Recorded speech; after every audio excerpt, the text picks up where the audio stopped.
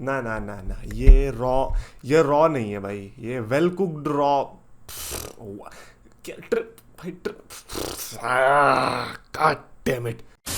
तो यस जो मैं चैंपियंस ऑफ द वर्ल्ड में उधर DX the best wrestling creator on this subcontinent with the best wrestling audience. और आज मैं आपको एक चीज बताता हूँ कि ये देखो, रॉ के बारे में तो हम बात करने वाले जो कि इन्होंने त्रासदी मचाई है ऑब्वियसली, लेकिन उसके पहले कल जो हमने फायरिंग की बात करी थी कि R-Truth निकलने वाला है, कार्लिटो निकलने वाला है, मैंने ये कहा था कि मतलब मैंने ऐसे तो I don't think so video में कहा था, बट ट्रिपल एच को उतनी पावर समझते हैं लोग कि इतना क्या है। But wrestling observer news letter की तरफ से पता चला है कि एक्चुअली में ट्रिपल एच के ही डिसीजंस थे। जो R-Truth की फायरिंग हुई, जो कार्लिटो की हो रही है, जो इनका डिसीजन है, वो ट्रिपल एच की तरफ से आया। सो जितनी भी अब गालियां देनी है ट्रिपल एच को दे सकते हो, क्योंकि अभी तक हमारे पास कोई सोर्स नहीं था कि ट्रिपल एच ही कर रहा है या TKO कर रही है।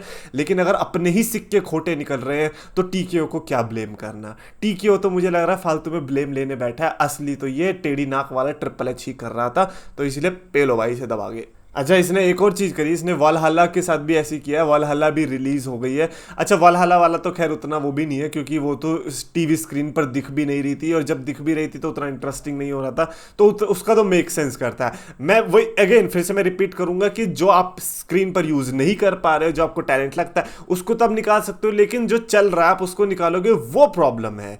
लोग कह रहे थे कि अबे रिलीज तो विंस मैकमैन के एरा में भी होते थे, तो भर ले क्या वो इधर इधर गोदाम खोल लेगा कि सुपरस्टार ही भरे पड़े। अबे रिलीज तो करने ही पड़ेंगे, तभी तो दूसरे आएंगे। ये तो कोई बात ही नहीं है कि रिलीज तो वो भी करता था। अरे भाई, लेकिन कैसे रिलीज कर रहे हो? उस टाइम पे मैंने उसको भी पहला था जब उसने ब्रॉन स्ट्रोमन निकाला था। गोल्डबर्ग नहीं निकाला था, लेकिन Bray Wyatt I think Bray Wyatt भी रिलीज किया था ना उस बंदे ने। मेरे को एग्जैक्ट याद नहीं आ रहा कौन था वो जिसके लिए मैंने उसको पूरा ओल्डबर्ग बना दिया था। बट एनीवेज, ये ट्रिपल एच को ऑब्वियसली अब हम लोग रेल सकते हैं। और हाँ, आज की रॉ में हमें कभी कभी वी वॉन्ट ट्रूथ की चैंट्स भी लगती दिखाई दी थी। शो खत्म होने के बाद CM पंक ने इन चैंट्स को एक्नॉलेज भी किया माइक पे आके। कहता है कि how dare you chant someone's name जो कि शो के अंदर है भी नहीं, और फिर उसको बू भी मिली एंड सोशल मीडिया पे भी हेट मिल रही है। हाँ, समझ ही नहीं आता लोगों को जोक। CM पंक भी कहाँ इन बच्चे की ऑडियंस को आ गया है समझाने। अबे भाई, ये बच्चे लोग हैं ना, कुछ समझ में इनको लग रहा है हेट कर रहा है, R-Truth की बेइज्जती कर रहा है। अब बेवकूफो, वो रेफरेंस दे रहा अपना कि एक टाइम हुआ करता था जब CM पंक रॉ में या स्मैकडाउन में नहीं होता था और उसका नाम लगा, उसकी चैंट्स लगा करती थी।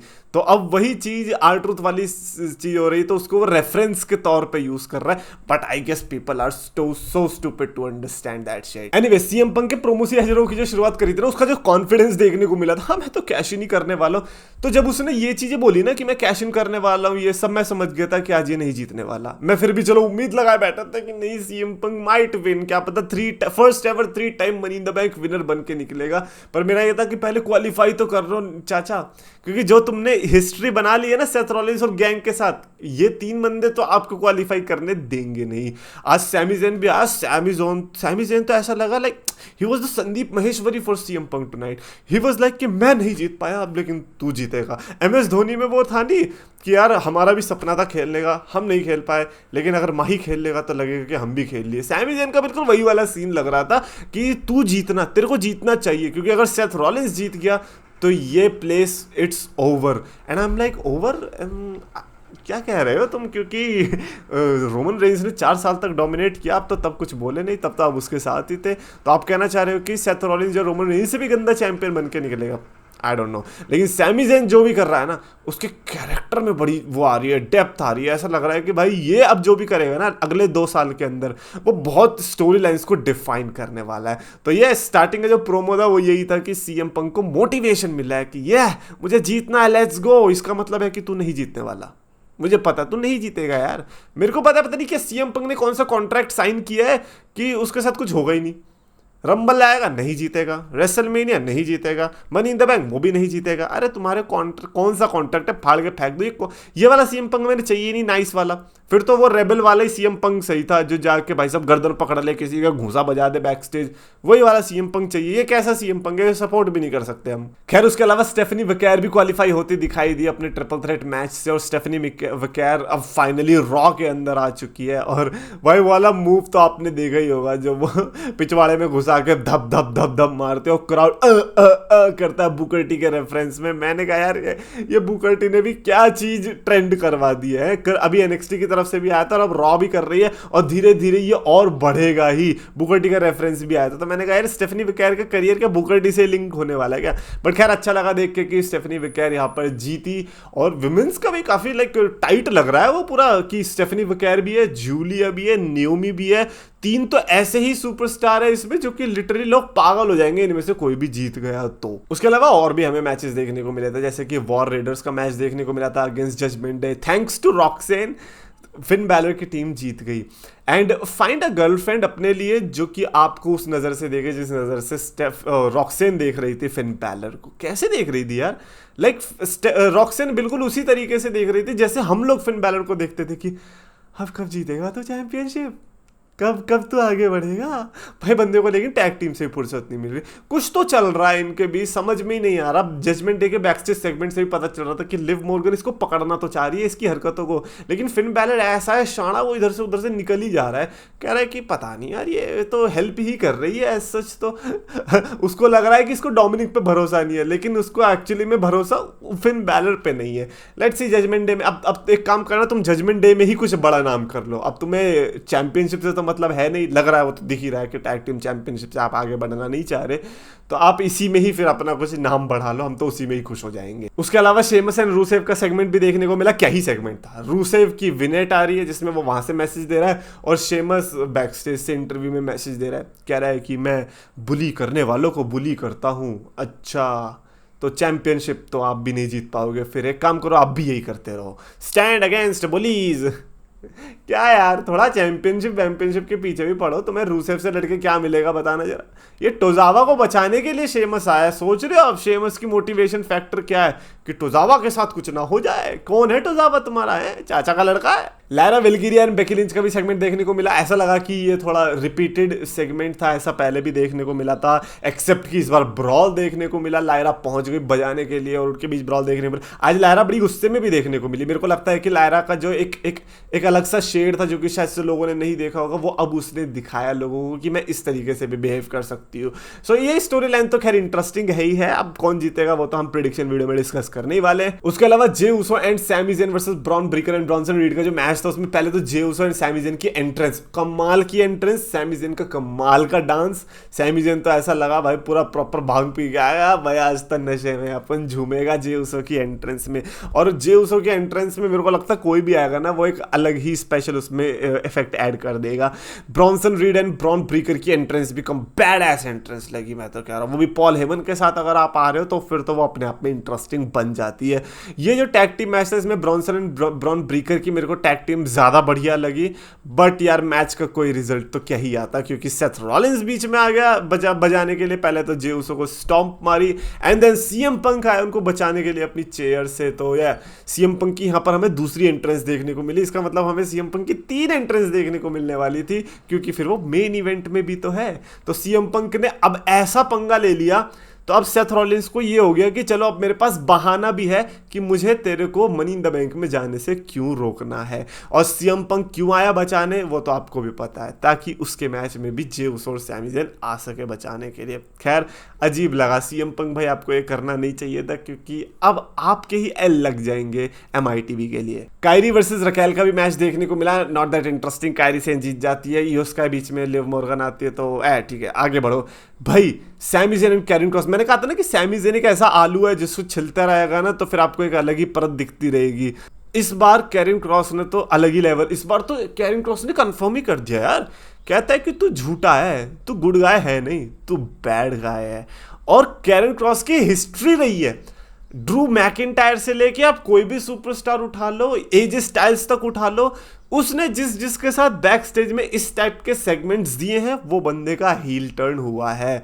सो एक्सपेक्ट करो कि सैमी ज़ेन एक्चुअली में बैड गाय है और वो बहुत ही जल्द अपना रूप दिखाने वाला है। तो आज कैरन क्रॉस, भाई कैरन क्रॉस का क्या कैरेक्टर है, लाइक कैरन क्रॉस को पैसे ही इसीलिए मिल रहे हैं कि आगे चल के कोई अगर बेबी फेस हो, उसको हील टर्न लेना हो, तो आप उसके लिए बैक स्टेज सेगमेंट कर सको।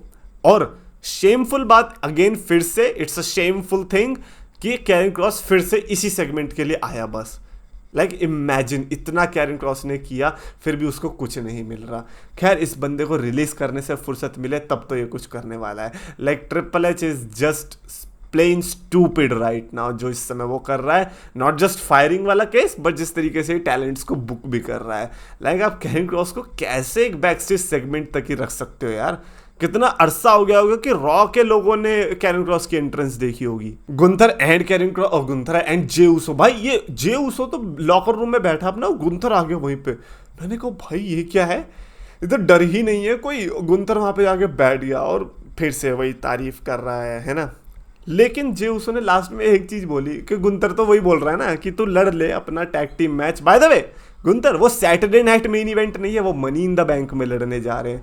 गुंथर कह रहा है कि सैटरडे नाइट मेन इवेंट में होगा तुम्हारा। नहीं भाई, MITB है वो, लगता है आप निकल ही नहीं पाए पिछले हफ्ते से। बट एनीवेज, अगले हफ्ते में देखने को मिलेगा गुंथर वर्सेस जे उसो का world heavyweight championship match. And उसके लिए जे उसो ने लाइक गुस्से में है वो प्रॉपर, और कॉन्फिडेंट भी है कि हरा चुका है। तो इसलिए आज उसने जाते हुए यही बोला कि 3 लेटर्स 1 वर्ड, टैप।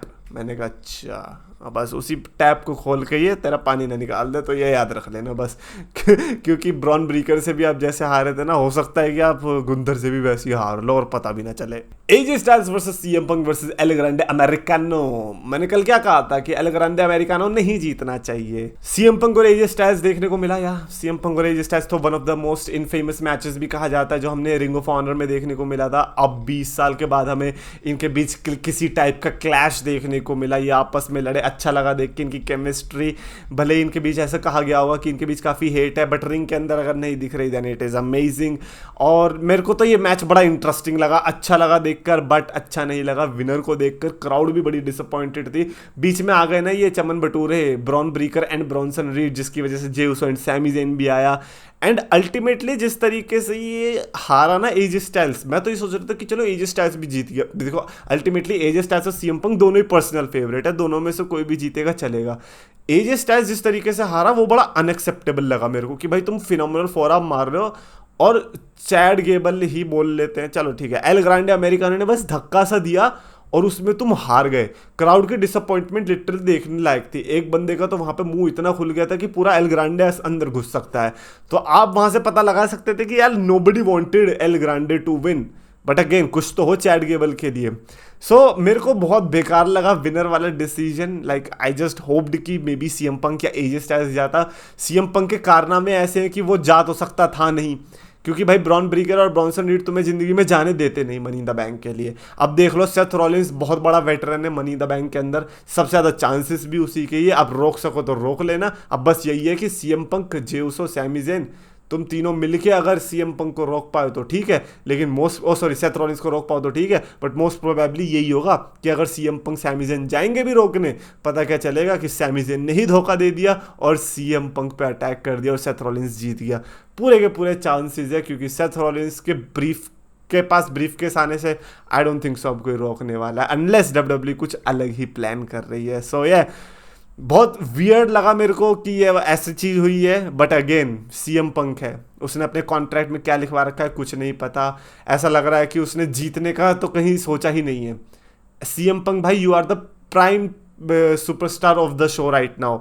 आपके बिना शो बेकार लगता है। इवन सेथ रॉलिंस से बड़े सुपरस्टार इस समय पर आप हो, इवन दो आपका कोई हील टर्न नहीं हुआ या कुछ नहीं हुआ, कि आपकी वजह से पूरा रॉ चल सकता है, लेकिन विक्ट्री नहीं लेोगे तो फिर कैसे चलेगा। So that's bad, obviously disappointment, निराशा तो हुई है, लेकिन इस निराशा से एक ही चीज़ खुशी दे सकती है, जब सेथ रॉलिंस के पास ब्रीफ केस ना आए। लेकिन जो दूसरा चेतन का बदमाश वाला दिमाग है, वो चाहता है कि रॉलिंस के पास ब्रीफ केस आए, बिकॉज अल्टीमेटली 1 साल के लिए तो हम अच्छी राइवलरी के साथ सेट हो जाएंगे। So I don't know what to say, whatever happens, it's going to be Seth Rollins versus CM Punk in the future for sure. तो अल्टीमेटली तो गुड थिंग ही मिलने वाली, बट आज बुरा लगा, और उस बुरे लगने के चक्कर में ही मैं इस रॉ को रेटिंग दूंगा 2/5 की स्टार रेटिंग, बिकॉज पर्सनली दुश्मनी है।